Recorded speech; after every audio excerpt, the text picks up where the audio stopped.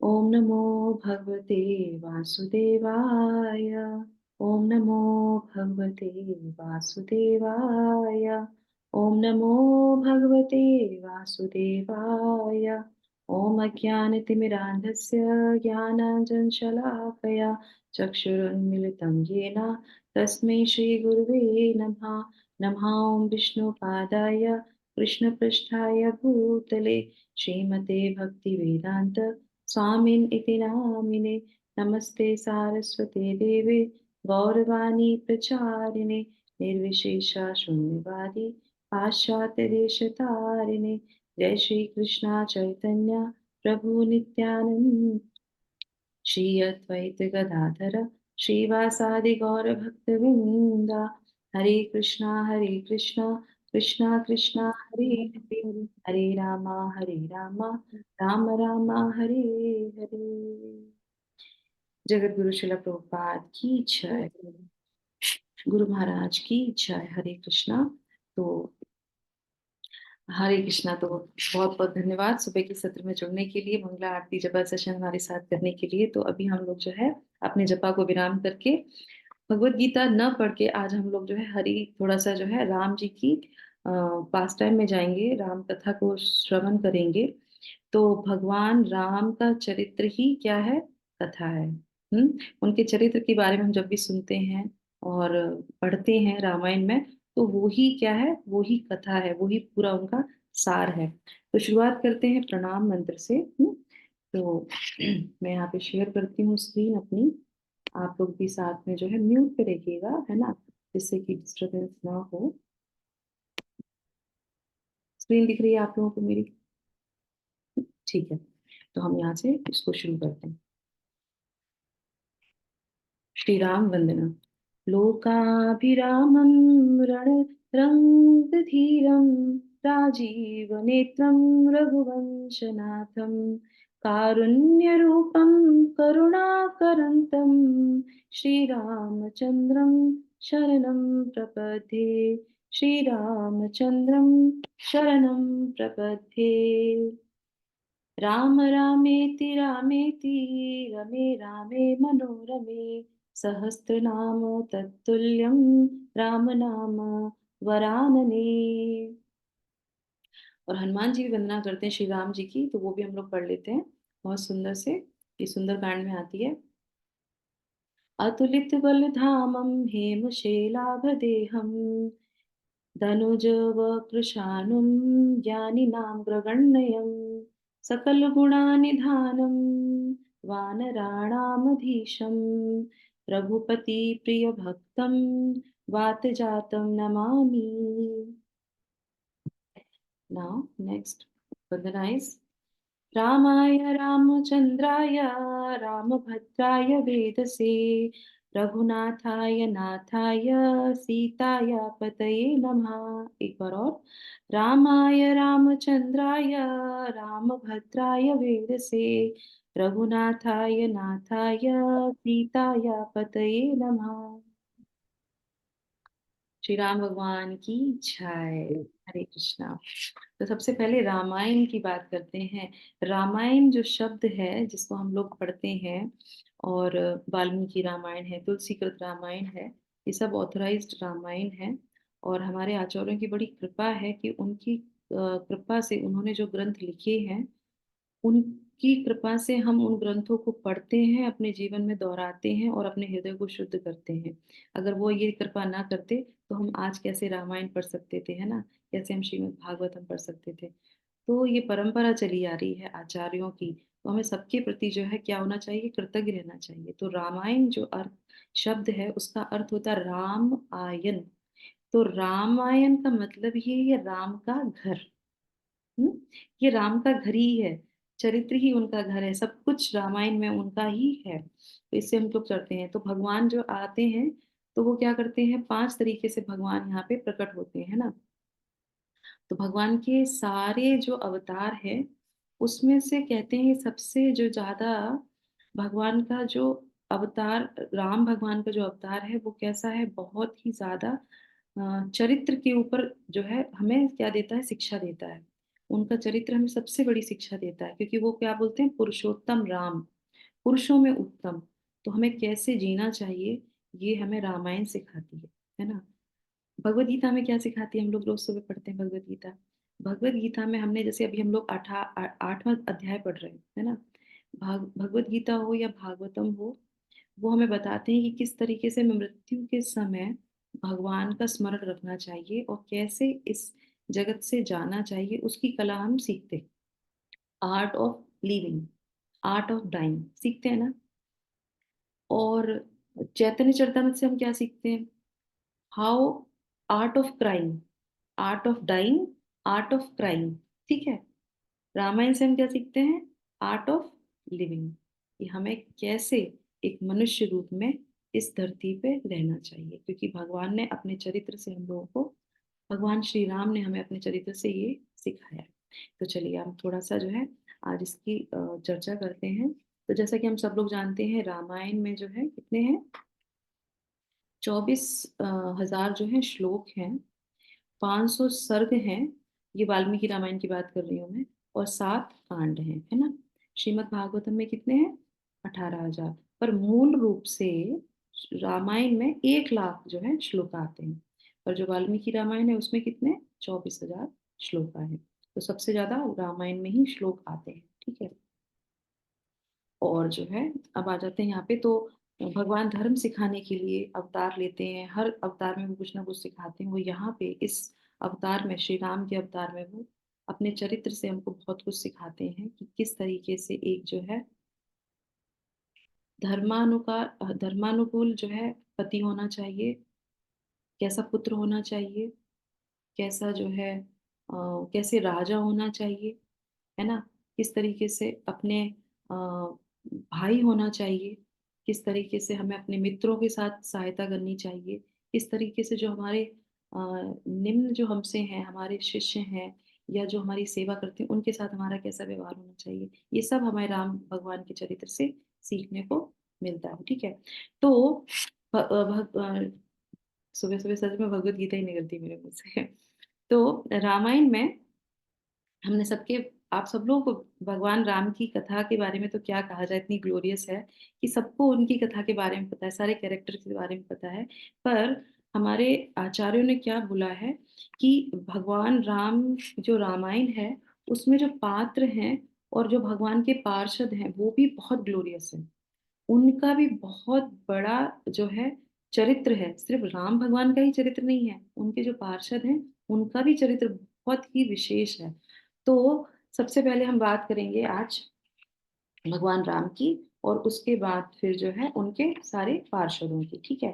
तो सबसे पहले हम लेते हैं यहाँ पे, इसमें बोलते हैं कि राम जी के चरित्र के लिए बोला जाता है भूतो न भविष्यति, मतलब ऐसा चरित्र, ऐसा कैरेक्टर न कभी हुआ था और भविष्य में भी कभी ऐसा नहीं होगा। भगवान राम का जो अवतार है वो भूतो न भविष्यति ऐसा बोलते हैं। और क्या है, मर्यादा पुरुषोत्तम भगवान उनको बोला जाता है, इसीलिए क्योंकि वो पुरुषों में श्रेष्ठ है, मर्यादा को उन्होंने सबसे पहले आगे रखा है। और क्या कहा जाता है कि भगवान जो है बोलते हैं इसमें कि अ, वेदो अखिलो धर्म मूलम, वेदो अखिलो धर्म मूलम, मतलब वेद साक्षात धर्म के मूल हैं। वेद जो है साक्षात धर्म के मूल हैं, ठीक है।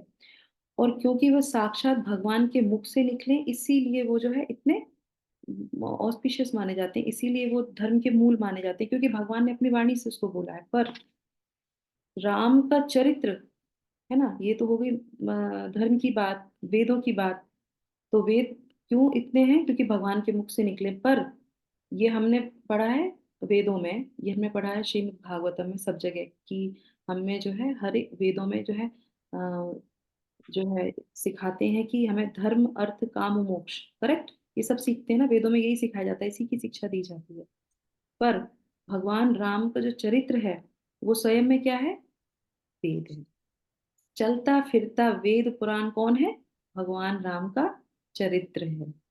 चैतन्य चरितामृत में बोलते हैं कि जिस तरीके से वेद पुराण सची माता के आंगन में प्रकट हुए, जो है क्या कहते किसकी तरह, भगवान जो है चैतन्य महाप्रभु की तरह, उसी तरीके से कौशल्या के आंगन में, दशरथ के आंगन में कौन प्रकट हुए?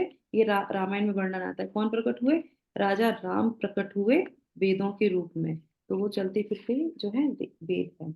और इसी तरीके से आ, हाँ, तो इसी बात जो है, एक जो है क्या होता है कि हाँ, ये एक वो है जो वाल्मीकि रामायण है, जो हम लोग के बहुत सब लोग को बहुत एक फैमिलियर है। और तुलसीकृत रामायण भी। तो किस किस के पास तुलसीकृत रामायण है, वाल्मीकि रामायण है? किस किसने पढ़ी है अभी तक? है ना, पढ़ी है ना? तो ऐसा बोलते, बहुत से लोग ऐसा बोलते हैं कि नहीं, तुलसीकृत रामायण नहीं है। पर आपको पता होना चाहिए कि जो तुलसीदास जी ने जो रामायण लिखी है, वो स्वयं भगवान शिव जी ने उनको बोला था ये रामायण लिखने के लिए। और ये कहाँ लिखी गई थी? काशी में लिखी थी। तो एक बार ऐसे ही होता है कि हम रामायण से शुरुआत करते हैं, तो क्या होता है एक बार कि उनकी परीक्षा ली जाती है। किसकी? तुलसीदास जी की रामायण की परीक्षा ली जाती है। तो वो कहते हैं कि अच्छा ठीक है, तुम्हारी रामायण इतनी अच्छी है। क्योंकि आचार्यों में क्या होता था कि अगर किसी आचार्य ने बहुत अच्छी तरीके से किसी का चरित्र लिखा है, किसी के बारे में लिखा है, तो दूसरे आचार्य फिर उस पर नहीं लिखते थे। तो इसीलिए जो वाल्मीकि रामायण के बाद जो तुलसीदास जी ने रामायण लिखी, वो और भी सरल भाषा में करके लिख दी। क्यों? क्योंकि जो आगे वाली जो पीढ़ी आएगी उसको बहुत दिक्कत ना हो, वो साधारण शब्दों में, इसलिए आप देखेंगे हिंदी है, शुद्ध हिंदी में जो है तुलसीकृत रामायण है, करेक्ट? तो उसको आराम से कोई भी पढ़ सकता है। तो इसलिए उन्होंने लिखी। तो एक बार क्या होता है कि काशी में जो है जो एक ब्राह्मण जो है, उनको जब ये पता चलता है, तो वो कहते हैं कि ठीक है, अगर तुम्हारी रामायण इतनी अच्छी है, तो एक एक काम करते हैं, हम इसकी परीक्षा लेते हैं। तो परीक्षा के लिए वो क्या करते हैं, वो जो है जितने भी ग्रंथ लिखे होते हैं, तो वहां पे जो है तुलसी रामायण होती है उसको भी रख देते हैं। वो कहते हैं कि अब क्या करो तुम, अपनी रामायण को नीचे रखो, और बाकी जितने भी ग्रंथ हैं उसको उसके ऊपर रखो, और इसको दरवाजे को हम बंद कर देते हैं। और उसके बाद सुबह, क्योंकि तुम कहते हो कि ये स्वयं शिव जी ने लिखी है, शिव जी ने बोली है कि लिखने के लिए, तो अवश्य वो सुनते होंगे, है ना? और हम सभी जानते हैं कि भगवान शिव प्रतिदिन क्या करते हैं? रामायण को पाठ करते हैं, रामायण को सुनते हैं। हरि कथा के बिना शिव जी नहीं रह सकते। तो इसी तरीके से परीक्षा लेंगे। तो जब सुबह होता है और उसके रात भर कीर्तन चलता है, भगवान का नाम लिया जाता है, और सुबह पट खोले जाते हैं, तो क्या देखते हैं वहां पे कि सारे ग्रंथों के नीचे जो रामायण देवी थी वो सबसे ऊपर आ जाती है। और फिर तब वो कहते हैं कि स्वीकृति देते हैं कि नहीं, आपकी जो है रामायण भी जो है उतनी ही उत्तम है जितनी की और जो है रामायण है। तो इस तरीके से उनकी इस जो है रामायण को भी बोला जाता है। तो अब आ जाते हैं शिक्षा पे। राम जी के चरित्र से हम शिक्षा ले लेते हैं ना, ये तो हमारे ग्लोरिफिकेशन हो गया जो है रामायण का। तो राम जी जो है मर्यादा स्थापित करने के लिए इस यहाँ पे उन्होंने अवतार लिया, है ना? तो एक बार क्या होता है, राम जी जो है सबसे पहले हम उनके गुरु के बारे में बात करेंगे कि किस तरीके से वो एक बहुत अच्छे शिष्य हैं। तो वो अपने चरित्र से हमें ये सिखाते। तो एक बार जो है, हम सबको पता है कि उनको जो है उनके गुरु जो है विश्वामित्र उनको लेके जा रहे होते हैं। कृपया करके अपने माइक बंद कर लीजिए। तो तो उनके वो है विश्वामित्र उनको अपने साथ लेके जा रहे थे। तो जाते हैं, तो उनके साथ जाते, क्यों जाते हैं उनको लेके? कि उनके यज्ञ जब होते हैं तो उनको असुर बहुत परेशान करते हैं। तो वो कहते हैं कि ठीक है, आप मेरे साथ चलिए दोनों भाई, और हमको जो है रक्षा कीजिए। तो वो उनको लेके चले जाते हैं वशिष्ठ मुनि से। तो वो जब उनको लेके जा रहे होते हैं, तो पूरा दिन उनके साथ जाते हैं। फिर यज्ञ होते हैं, तो यज्ञ में जो असुर आते हैं तो उनसे उनकी जो है वध करते हैं, उनके साथ लड़ाई करते हैं। और उसके बाद शाम को नियम पूर्वक क्या करते थे? अपने गुरु से कथा सुनते थे। उनका ये नियम था। किसका? भगवान राम का। वो तो खुद ही भगवान राम है। पर जब वो चरित्र में आए किसके? शिष्य के रूप में, तो उन्होंने क्या किया? अपने गुरु की आज्ञा मानी, उनका साथ दिया, उनकी सेवा की, और उनसे हरि कथा सुनी। ये शिष्य का पहला धर्म है कि उसको भगवान अपने गुरु से क्या है? शिक्षा लेनी चाहिए, उससे श्रवण करना चाहिए। तो श्रवण की महत्ता को भगवान राम ने अपने चरित्र से सिखाया। और इतना ही नहीं, अब पूरे दिन कोई काम करेगा, युद्ध करेगा, उसके बाद कोई कहेगा हरि कथा सुन लो। हम लोग तो कभी ना सुने हरि कथा, अरे भाई थक गए हम तो सो जाते हैं ना। पर वो हरि कथा सुनते थे, और उसके बाद भी सोते नहीं थे। फिर वो क्या करते थे? अपने गुरुदेव के चरणों को दबाते थे। तो ये शिष्य का नियम ये शिष्य के लिए बहुत अच्छा एक वो है कि गुरु की सेवा करके ही, गुरु का चिंतन करके ही, जैसा कि हम लोग गुरु अष्टकम में पढ़ते हैं कि 3 समय हमें गुरु की वंदना करनी चाहिए, उनका चिंतन करना चाहिए। अगर बापू सेवा नहीं हो सकती है तो वाणी सेवा से हम जो है उनका चिंतन कर सकते हैं, उनकी सेवा कर सकते हैं। अगर किसी भी गुरु को अगर उसकी सेवा करनी है तो सबसे अच्छी सेवा क्या है? उसके द्वारा श्रवण करना। हुँ, तो वो उनसे श्रवण भी करते थे और उनकी जो है बाप की सेवा भी करते थे, उनके चरण दबाते थे। जब वो सो जाते थे, तब भगवान राम सोते थे और जब वो उठने से पहले भगवान राम उठ जाते थे। तो ये शिष्य के रूप में उन्होंने बहुत अच्छा जो है अपनी मर्यादा को स्थापित किया। और उसके बाद जो है तो इसलिए अब आ जाते हैं एक श्लोका आता है इसमें तापस वेश विशेष अनुरागी और 14 वर्ष राम वनवासी। तो इसमें क्या बोलते हैं कि भगवान राम जो है जब वनवास के लिए गए थे तो उनके चरणों में क्या था? पादुका भी नहीं थी। तो भगवान राम यहाँ पे इस घटना आप सब लोगों को पता ही है ना? कथा आपको सबको पता ही है। तो इसमें बताते हैं कि भगवान ने अपने धैर्य के बारे में बताया कि किस तरह से मनुष्य को धैर्य धारण करना चाहिए। हर किसी परिस्थिति में कहाँ वो बनने जा रहे थे? राजा। और कहाँ उनको बना दिया गया? वनवासी, है ना? तो उस समय जब वो वनवास के लिए जा रहे थे, प्रस्थान कर लिया था उन्होंने, तो बताते हैं उनके चरणों में जो है पादुका नहीं थी, नंगे पैर ही गए थे वो। और जब वो दंडीकारण्य वन में निकलते हैं, जाते हैं, सब जगह होते हैं, तो छोटे-छोटे काँटे उनके चरणों में लग जाते हैं। और वो जब लग जाते हैं, तो उसके बाद जब वो ये बात हो जाती है, पूरी हो जाती है, उसके बाद भगवान वापस आते हैं, वो बैठते हैं, तो ये सारे भाई जो इनको जब देखते हैं कि अरे प्रभु, आपके चरणों में ये काँटे लगे हुए हैं, आपने बताया नहीं, हम इसको निकाल देते। जब उनका जो है प्रक्षालन होता है उनके चरणों का, तो कहते हैं, "नहीं, नहीं, नहीं, नहीं, इनको मत निकालना।" क्यों कहते हैं ऐसा वो? इनको मत निकालना काँटों को, क्यों? क्योंकि जो भी मेरी शरण में आता है, मेरे चरणों में आता है, वो उसको मैं कभी भी त्यागता नहीं हूँ। तो सोचिए वो छोटा-सा काँटा जो उनको क्या दे रहा है? दुःख दे रहा है, उनको जो है रक्त दे रहा है, उनको पीड़ा दे रहा है, उसको भी भगवान राम नहीं निकालते। जो भी भगवान की शरण में अब बताइए, जो दिन-रात भगवान के नाम का जप कर रहा होगा, भगवान की शरण में वो कहता है कि सर्वधर्मान् परित्यज्य मामेकं शरणं व्रज। भगवान भगवत गीता में सिखाते हैं ना कि तुम मेरी शरण में आ जाओ। क्यों भगवान ऐसा कहते हैं? भगवान इसीलिए कहते हैं कि तुम अगर मेरी शरण में आ जाओगे, तो मैं तुम्हारा ध्यान रखूँगा। मैंने किसी भी अवतार में ऐसा नहीं किया है कि जो मेरी शरण में आया उसको मैंने निकाल दिया हो। तो भगवान राम के चरित्र से क्या है? मनुष्य नहीं, कोई योनि नहीं, एक छोटा-सा जो है काँटा भी अगर उनके चरणों में आया है क्योंकि उसने भगवान के चरणों में शरण ली है, तो कहते हैं कि लोग क्या कहेंगे कि वो आपके चरणों में आया था और आपने उसको निकाल के फेंक दिया? नहीं, तो सोचिए तो ये भगवान श्री राम हैं, ऐसे भगवान मर्यादा पुरुषोत्तम राम हैं। तो वहाँ पे वो अपने धैर्य का भी देते हैं कि जो भी उनके जीवन में आता है, जो भी उनकी शरण लेता है, उसको वो कभी वहाँ से उसको वो कभी भी अपने जीवन से नहीं हटाते, उसके साथ वो रहते हैं और धैर्य रखते हैं, चाहे दुःख हो, चाहे सुख हो। एकदम से राजा बनने जा रहे थे, एकदम से रंक बन गए, पर उन्होंने उस चीज़ के लिए कुछ भी जो है, क्या नहीं किया, जो है कुछ बोला नहीं उसको, वैसे ही उसको जो है धारण कर लिया, वैसे ही उसको ले लिया, है ना? अब उसके बाद आ जाते हैं यहाँ पे कि हाँ, अब यहाँ पे आ जाते हैं कि ये बताया जाता है कि राम भगवान जो है ये घोषणा करते हैं हाँ, विभीषण के बारे में।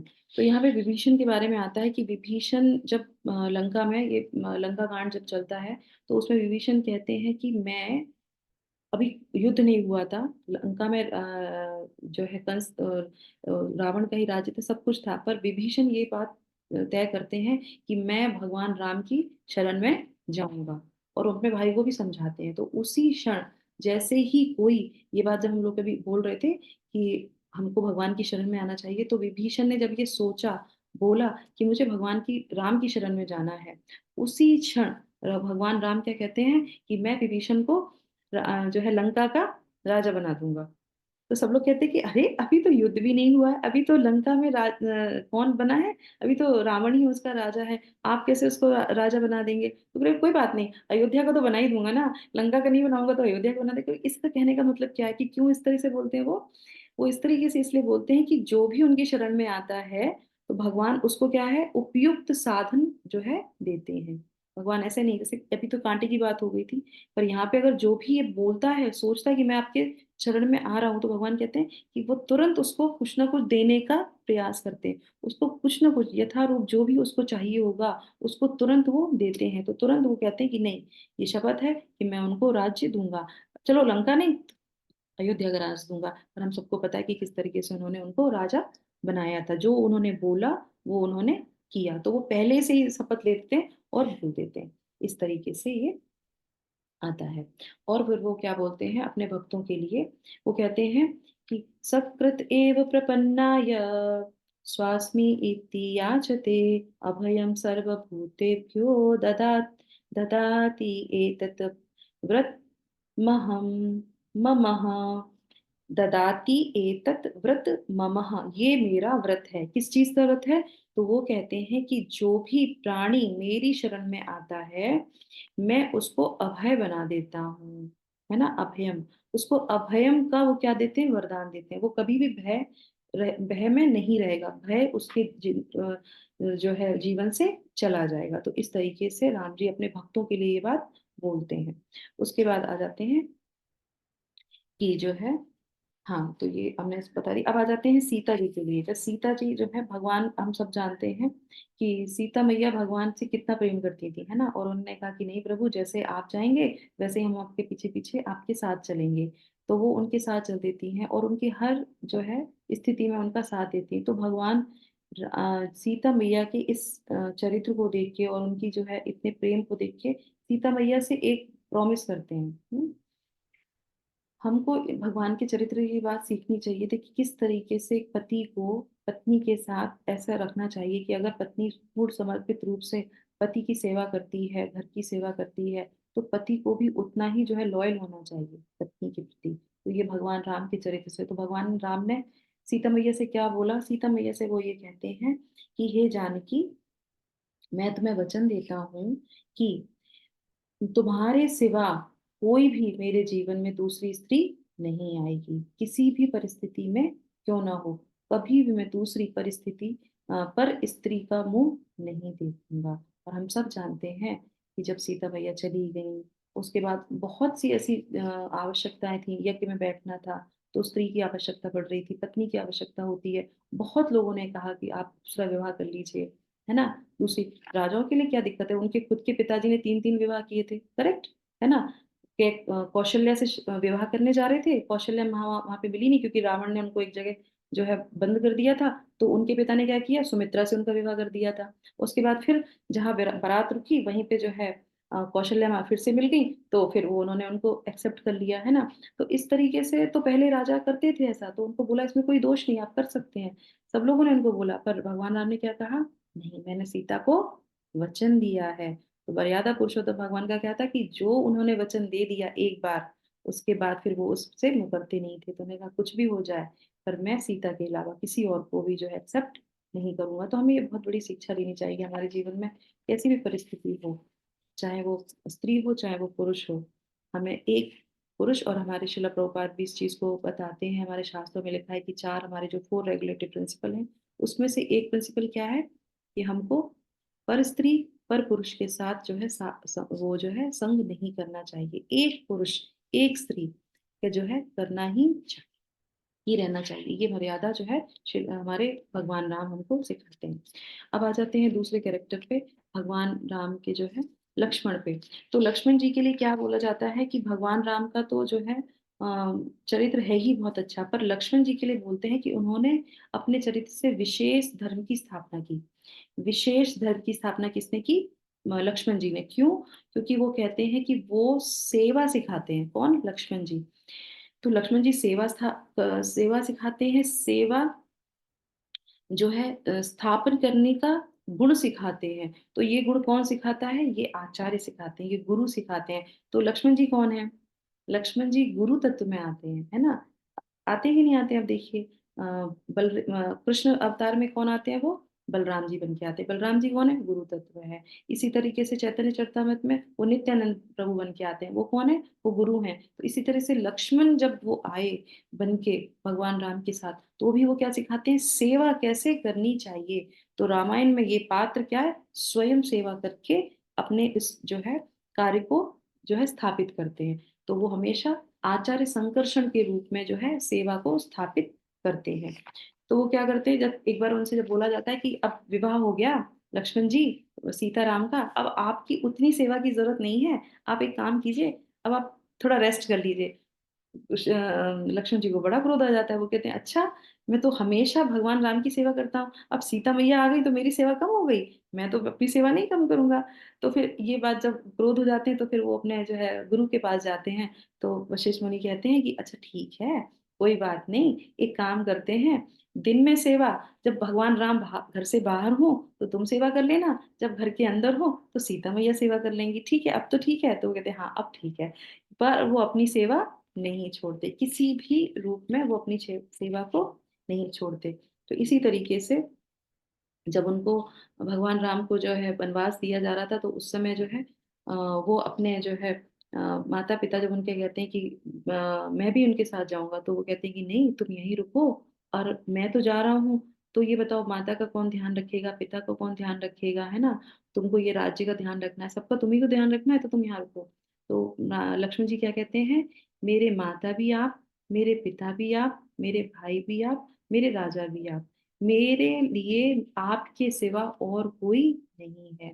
तो उनका चरित्र विशेष बताया जाता है, क्योंकि उनके लिए प्रभु राम के अलावा कोई नहीं है। तो इनसे क्या शिक्षा मिलती है कि हमारे जीवन में जो भगवान है और गुरु हैं, तो हमें उनसे कनेक्शन कैसे रखना चाहिए? तुम ही हो माता पिता, तुम ही हो बंधु सखा, तुम ही हो, सब कुछ आप हैं। अगर किसी को भी त्यागने की जरूरत हो तो हम त्याग सकते हैं, पर हमें अपने जीवन में कभी भी आध्यात्मिक चीजों को, गुरु को, भगवान को नहीं त्यागना चाहिए। परीक्षा तो हर कड़ी में होती है, हमें ये देखना चाहिए कि हमें किस चीज को चुनना है। तो हमें किसको चुनना चाहिए? हमें भगवान को चुनना चाहिए, हमें भक्ति को चुनना चाहिए, हमें गुरु को चुनना चाहिए। और किसी को कुछ छूट रहा हो तो छूटने दो, कोई बात नहीं, क्योंकि क्या है, भगवान की जो शरण में आता है भगवान उसको कभी त्यागते नहीं है। और ये किसने सिखाया? ये लक्ष्मण जी ने अपने चरित्र से सिखाया। सब छूटता है तो छूटने दो, मैं भगवान को नहीं छोड़ूंगा, मैं अपने जो है प्रभु को नहीं छूटूंगा। और इसके साथ वो क्या करते हैं, 14 वर्ष के लिए उनके साथ जो है वनवास चले जाते हैं ना, है ना? और उसके बाद जो है, और इतना ही नहीं, इसके लक्ष्मण क्या करते हैं, वो खाते भी पीते नहीं है। वो वनवास में उनके साथ रहते हैं तो ना खाते हैं ना पीते हैं और ना सोते हैं। क्यों? अगर सो गए और उस क्षण में अगर हमारे प्रभु राम को कोई तकलीफ हो गई तो इस तरीके से वो सेवा करते हैं, तो सेवा वो सिखाते हैं। तो मैं थोड़ा शॉर्ट करके जल्दी जल्दी से बोलती हूँ। उसी जगह पे जो उर्मिला होती हैं, है ना, उनकी पत्नी जो होती हैं, तो ऐसा नहीं है कि हम रामायण में सिर्फ राम जी के और सीता जी के बारे में करते हैं। लक्ष्मण जी की पत्नी है वो भी बहुत ग्लोरियस है। उन्होंने क्या किया था, उन्होंने जो है जब भगवान राम के साथ लक्ष्मण जी जा रहे थे, तो वो जो है थाल लेके आई, सजा के उसमें दिया रखा, उसमें उन्होंने माला रखी, है ना, और चावल रखे, सब रखा, और बोला कि अब मेरे पति तो जा ही रहे हैं प्रभु राम के साथ, तो 14 वर्ष तक उनके दर्शन नहीं होंगे, चलो अंत समय में उनको दिया दिखा के माला पहना के उनके दर्शन कर लेते हैं। तो वो खड़ी होती है दरवाजे पे, तो बहुत देर तक खड़ी रहती है, लक्ष्मण जी आते ही नहीं है। तो सब लोग कहते हैं तुम यहाँ पे क्यों खड़ी हो उर्मिला? तो वो कहते हैं कि मैं बस आखिरी दर्शन करना चाह रही थी अपने पति का।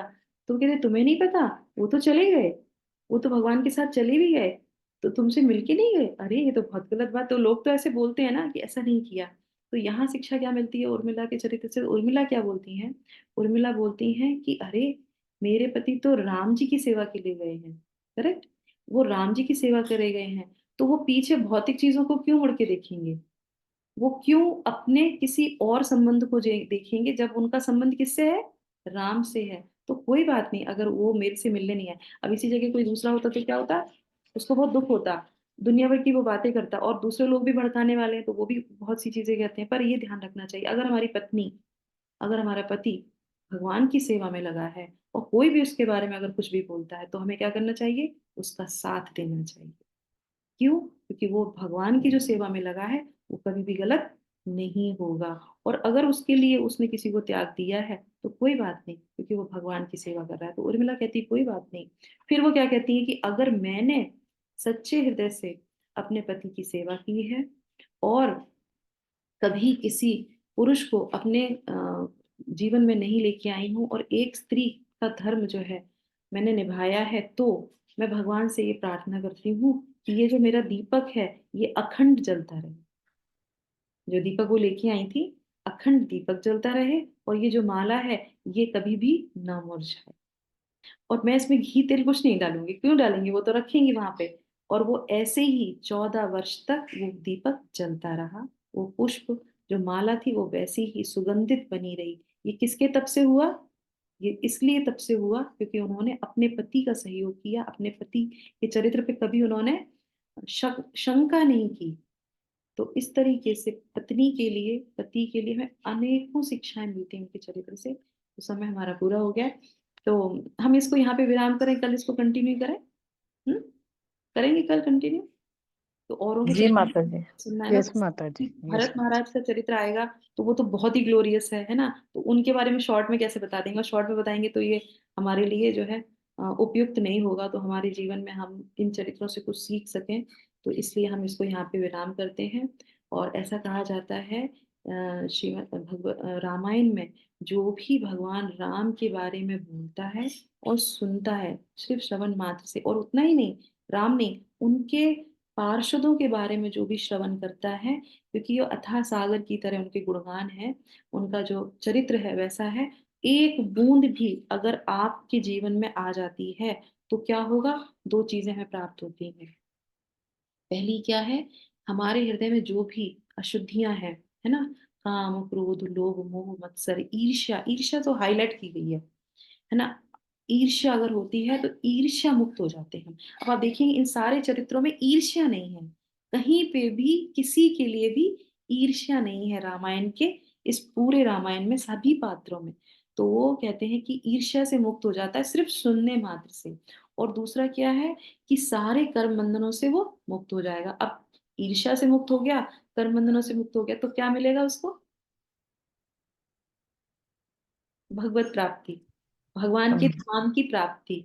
उसको भगवान का धाम मिलेगा। और यही हम लोग अपने भगवत गीता में भी सीख रहे हैं कि किस तरीके से हम भगवान की प्राप्ति कर सकते हैं। तो ये हमारा जो आज का सत्र है रामायण जी के ऊपर, हम प्रार्थना करते हैं प्रभु श्री राम से कि बस वो हम इस चरित्र के गुणगान से हमारे पर इतनी कृपा करें कि हमारे हृदय से ईर्ष्या मुक्त हो, हम लोग काम मुक्त हो जाएं। और जैसे भी करके भगवान के चरित्रों को सुनते सुनते कुछ थोड़ा सा भी अपने जीवन में अगर हम धारण करें तो हम इस भवबंधन से मुक्त हो जाएं। हरे कृष्णा कृष्णा कृष्णा हरे हरे, हरे रामा राम रामा हरे हरे। जगत गुरु श्री प्रभुपाद की जय, राम कथा की जय, राम नवमी की जय। Hare Krishna. Thank you so much सभी लोगों को, सादर प्रणाम।